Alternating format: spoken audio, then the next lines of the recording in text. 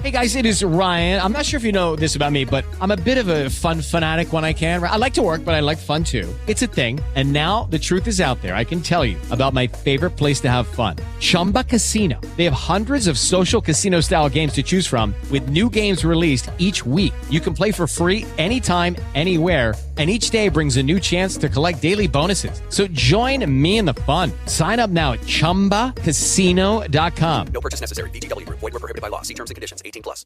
Hey all, welcome back to the Real Life Pharmacology Podcast. I'm your host, pharmacist Eric Christensen. Thanks so much for listening today. I always want to remind you guys, go to reallifepharmacology.com and subscribe for our email list so you know when we've got a new podcast available. In addition, we'll get you a 31-page PDF on the top 200 drugs. So a great little resource for any student that's going through pharmacology, pharmacotherapy, various classes like that, where I cover the basics and really the most important clinical pearls on those top 200 drugs. So go check that out for free just for signing up, reallifepharmacology.com. So let's get into the drug of the day today. So I had a request to do dexmedetomidine. So that is what I'm going to cover today. Brand name of this medication is Precedex, which is much easier to say for most people that aren't familiar with the drug. This medication, the way I think about it, or an easy way to help me remember some of the adverse effects, I do remember the drug clonidine. Clonidine is also an alpha-2 agonist. And if you think about what clonidine is used for, if you've seen it, it can be used for a lot of stuff, but it's primarily classified as an anti-hypertensive medication. So I think about that in terms of the adverse effect profile and what we might see there. Now, dexmedetomidine is classified as a sedative agent used in ICU sedation, procedural sedation, anesthesia, things like that. As far as its primary use, it's not typically used like clonidine would be used to lower blood pressure, but it's got a similar mechanism of action that way. So let's think about clonidine, think about adverse effects and monitoring. Obviously, we're going to keep an eye on that cardiovascular system. So with longer term use, I guess longer being a relative term, but minutes to hours, you're going to typically see a drop in pulse and a drop in blood pressure. Now, there can be tachyarrhythmias and rare things that do occur with this agent. But most commonly, you're probably going to see that drop in blood pressure and drop in pulse over time there. With the blood pressure, I do want to point out in certain instances, if it's rapidly titrated too quickly, or if we start with too high a dose, we may see some elevations in blood pressure, at least in the early minutes of giving that drug. And the reason for that is we can have this peripheral vasoconstriction. So that is something to look out for.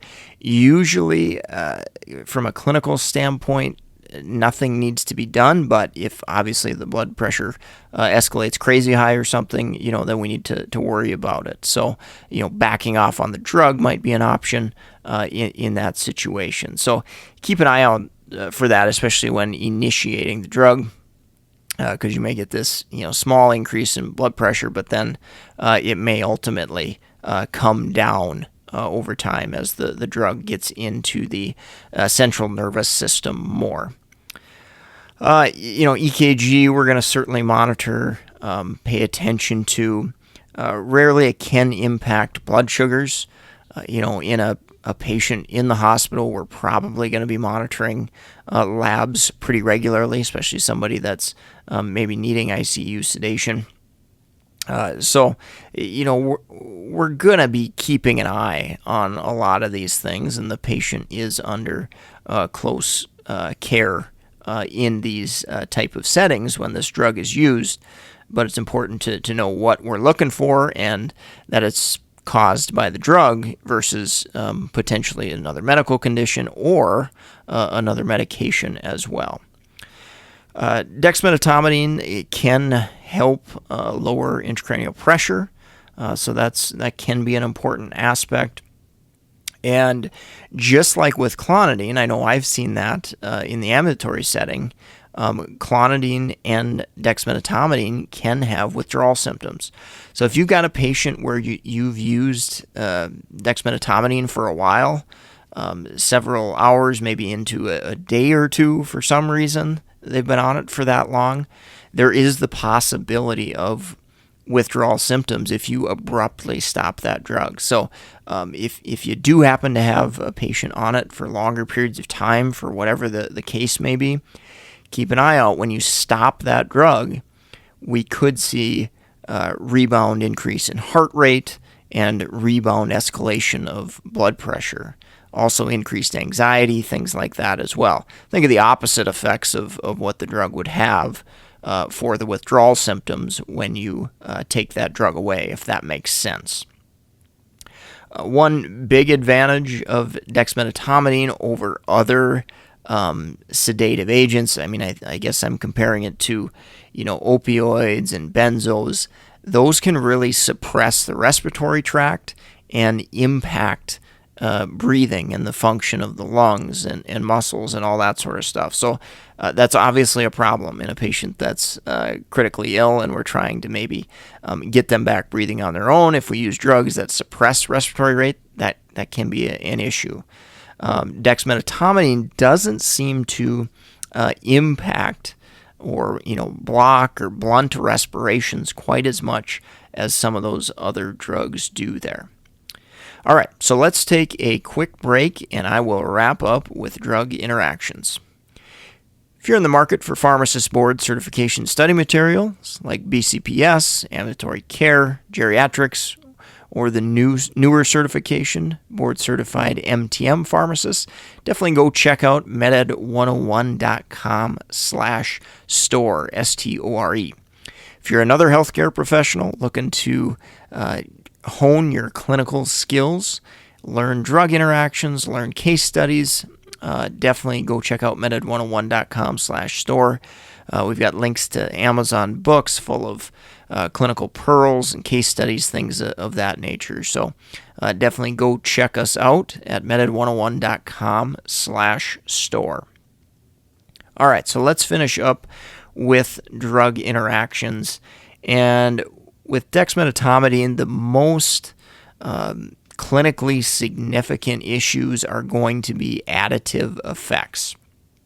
So let's take another sedative agent, for example. Okay, dexmedetomidine's a sedative. If we add on other sedatives, or the patient has maybe longer-acting sedatives in their system, for example, maybe a long-acting benzodiazepine or something, this can definitely have an additive effect on the sedative property of dexmedetomidine. So something to keep in mind, definitely get that history, looking at what they've been on, what's maybe still in their system if we're just starting this drug, and what other agents are we going to be using or adding potentially over time as well that may enhance those effects.